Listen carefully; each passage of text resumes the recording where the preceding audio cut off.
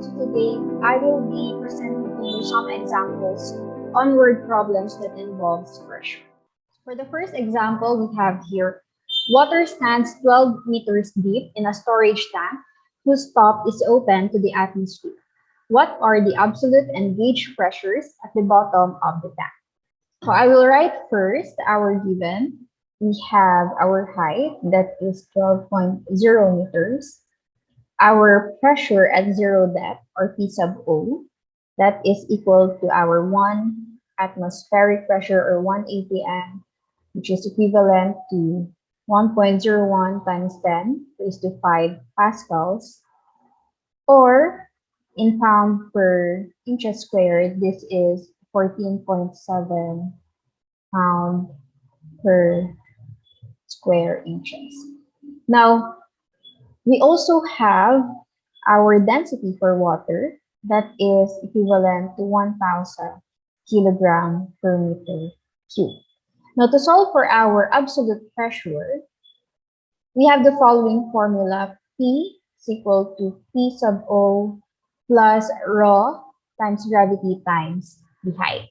So, substituting our given, so I will be solving this in terms of pascals. So 1.0 times 10 raised to 5 pascals plus 1,000 kilogram per meter cube times 9.8 meter per second squared times our height, that is 12.0 meters. This will give us 2.19 times 10 raised to 5 pascals, or in atmospheric unit or in ATM units, we have 2.16 ATM, or in terms of pounds per square inches, this is equivalent to 31.8 pound per inches squared. Now for the gauge pressure, we have P minus P sub O equal to 2.19 times 10 raised to 5 pascals minus our P sub O, that is 1.01 times 10 raised to 5 pascals. So you just subtract the two and you will obtain 1.18 times 10 raised to 5 pascals, or that's 1.16 atm, or in pound per square inches, that's 17.1 pound per square inches. Now for our second example, we have this problem. The mattress of a waterbed is 2 meters long by 2 meters wide and 30 centimeters deep. For A, find the weight of the water in the mattress. For B, find the pressure exerted by the water on the floor when the waterbed rests in its normal position. Assume that the entire lower surface of the bed makes contact with the floor. I will write now our given. We have our length, that's 2.00 meters, our width, that is 2.00 meters, and our height, that is 30.0 centimeters, or this is 0.3 meters. Now for A, we are going to look for the weight of the water in the mattress. Now take note that our weight is equivalent to mass times gravity. We need the mass in order for us to solve for the weight. We are going to use our formula for density. Now the formula for density is rho equal to mass over volume. Now we can get the volume from multiplying our length, width, and height.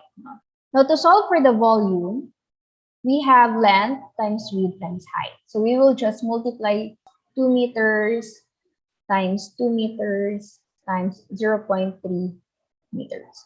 So we will obtain a volume equal to 1.20 cubic meters. Now, for the density of water is again equal to 1,000 kilogram per cubic meter. So we can now solve for the mass from this formula. No? So mass is now equivalent to density times our volume.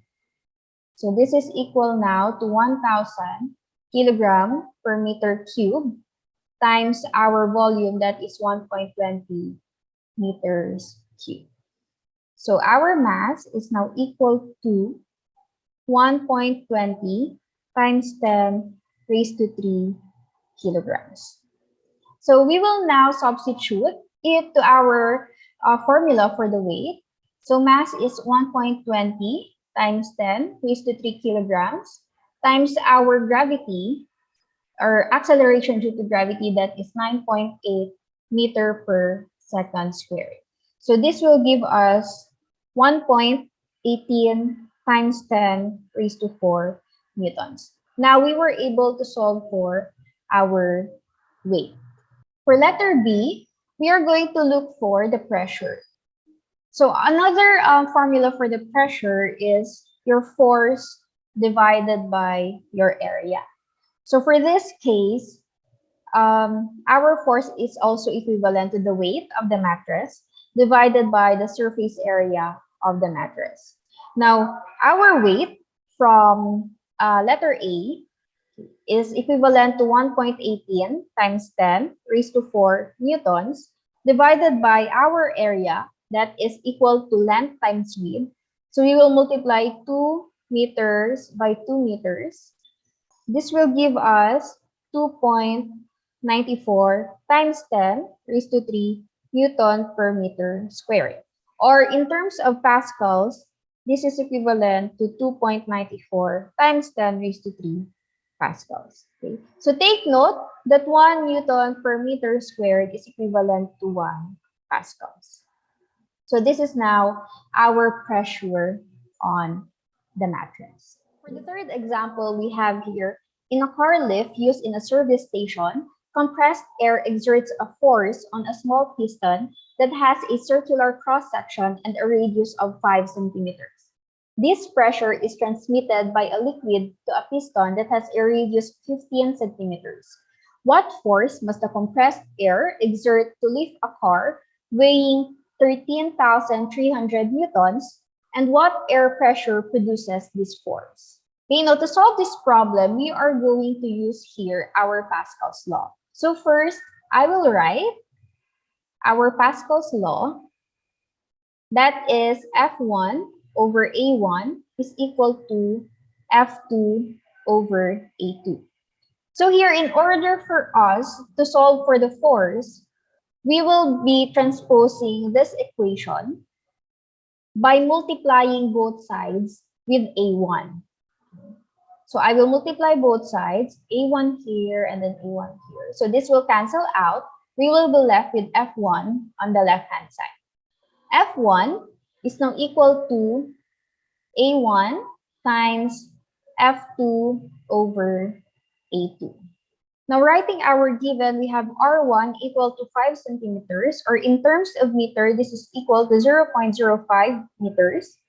R2, we have 15 centimeter, or 0.15 meters. And we also have our F2, that is equal to 13,300 newtons. Now, in our equation, or in our formula, we have our area. We don't have area in the given. What we are talking about here in this problem is a small piston with a circular cross section. Now, with the term circular, it means that our piston is in circular form. So the area of a circle is given as pi r squared. Okay? This is the area of the circle. Now we can substitute our A1 and A2 in terms of the term or the formula pi r squared. I will substitute the pi r squared in terms of our area. So F1 is now equal to pi r1 squared times F2 divided by pi r sub 2 squared. Here, our pi will cancel out. We will be left with r1 squared times f2 over r sub 2 squared. Now, we can now directly substitute our given in this formula. Substituting the given, we have R1, that's 0.05 meters squared times 13,300 newtons divided by 0.15 meters squared. Now, this will give us 1.48 times 10 raised to 3 newtons. So, we were able to get or to solve for the force. Now, for the second question, we are going to solve for the pressure. Now, take note that the formula for the pressure is equal to F over A, or this is F1 over A1.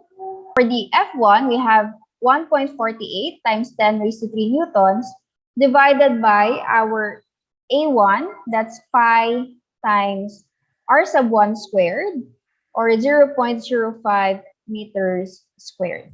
So solving this, you will obtain 1.88 times 10 raised to 5 pascals. So this is now the answers for this problem.